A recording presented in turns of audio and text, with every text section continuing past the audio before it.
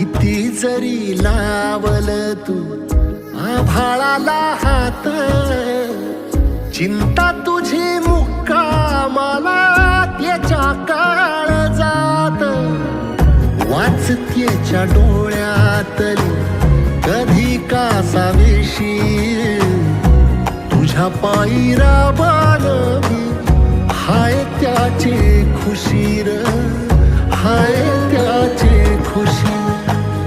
घडीभर तू थांब जरा, ऐक त्याची धापर, लई अवघड हाय गड्या उमगाया बापर, उमगाया